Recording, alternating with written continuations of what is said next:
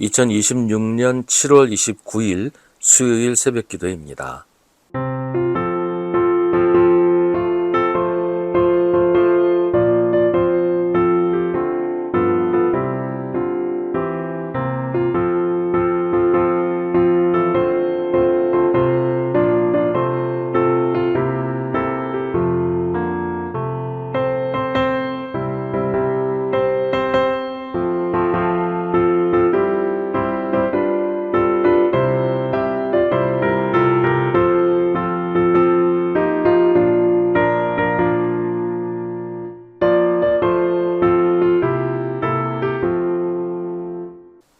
마가복음 6장 7절부터 13절입니다.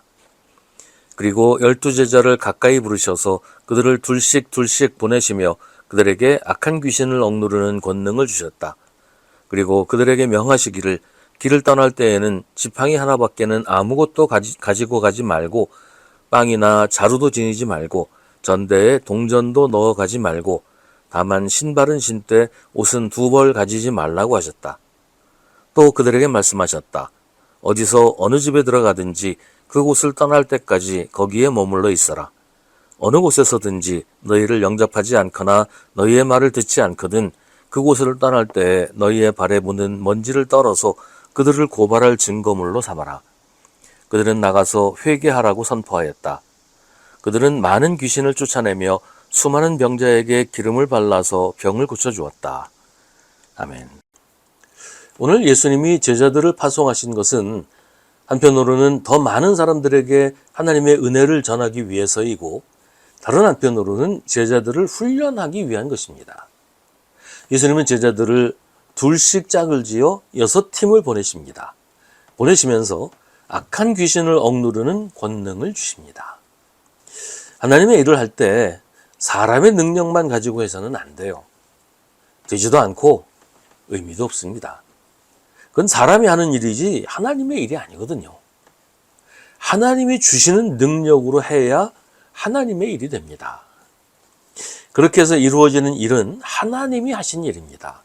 그 일을 자기의 공로로 삼아서는 안 돼요. 이스라엘이 가나안을 정복할 때 제일 먼저 여리고성을 점령하고 그 다음에 아이성을 공격했어요. 여리고성은 온전히 하나님의 능력으로 붕괴했고 그 과정에서 이스라엘이 한 일은 아무것도 없어요. 뭐 성을 돌고 나팔 불고 함성을 지르고 그거 했지만 그거는 성을 무너뜨리는데 아무 역할을 한 게 없어요. 하나님이 그 성을 무너뜨리신 거지요. 하나님이 여리고성을 정복하고서 이스라엘 백성들이 전리품을 챙기지 못하게 하십니다. 왜냐하면 전리품이라는 것은 전쟁에서 승리한 사람이 가져가는 게 전리품이잖아요. 근데 여리고성을 함락시킨 건 이스라엘이 아니고 하나님이시란 말이에요. 그러니까 하나님이 하신 것이라는 사실을 분명히 하라. 그런 의미에서 전리품 챙기지 말라고 하신 거예요. 근데 그 이스라엘 사람들 중에 전리품을 챙긴 사람이 있었어요. 그 바람에 쉬울 거라고 생각했던 아이성 전투는 대패를 하고 말았습니다. 그러니까 이게 아간이라는 사람 하나가 전리품 챙겼다고 일이 이렇게 된 것도 아니에요. 아이성을 공격할 때는 하나님을 의지하지 않고 이스라엘의 군사력으로 해보겠다고 한 거예요. 야, 저 여리고성 큰 성도 우리가 무너뜨렸는데 저 정도쯤이야라는 생각을 한 거죠.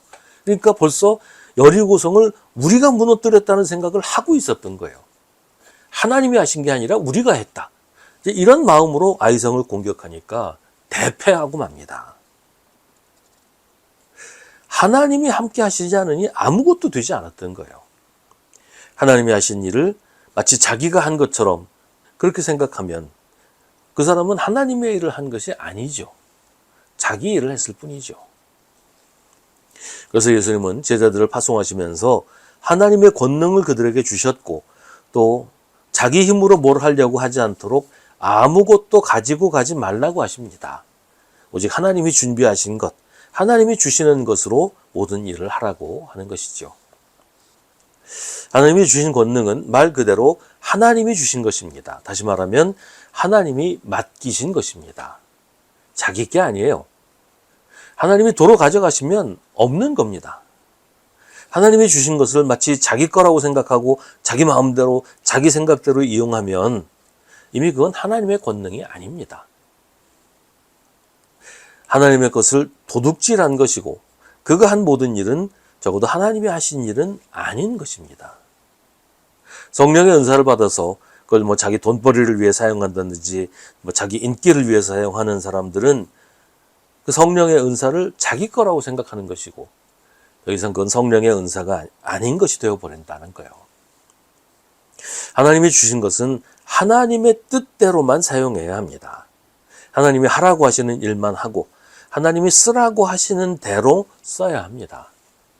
여기서 벗어나면 죄를 짓는 겁니다. 예수님은 또 어느 집에 들어가든지 그 지역을 떠날 때까지 거기 머물러 있으라고 하십니다. 대접이 소홀하다고 뭐 집이 생활하기 불편하다고 여기저기 옮겨 다니지 말라. 그러니까 더 좋은 대접, 더 좋은 환경을 찾아다니지 말라. 그런 얘기죠. 대접하는 사람은 자기의 불편을 감수하고 최선을 다하는 것인데 그걸 고맙게 여기지 않고 불만을 가지고 불평을 하는 사람은 하나님의 일을 할 자격이 없다는 거예요. 예수 믿는 사람들이 고마워할 줄 모른다는 말을 들을 때가 있습니다. 물론 그렇지 않은 사람들이 훨씬 더 많겠지만 세상 사람들이 그렇게 얘기를 하는 경우들이 있단 말이죠. 남한테 신세를 지고도 고마운 줄 모르고 오히려 당연하게 여기는 사람들이 있고 남한테 피해를 입히고도 미안하다고조차 하지 않는 사람들이 있다는 거예요. 실제로 그런 피해를 당한 사람들이 하는 얘기예요.